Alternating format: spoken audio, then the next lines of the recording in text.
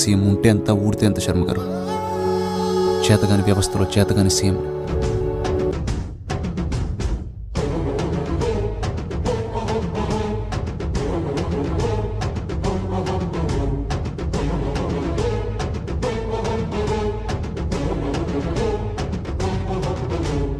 కనబడలేదా గోదారి తల్లి కడుపు కోత, వినబడలేదా గోదారి నీళ్ల రక్త ఘోష,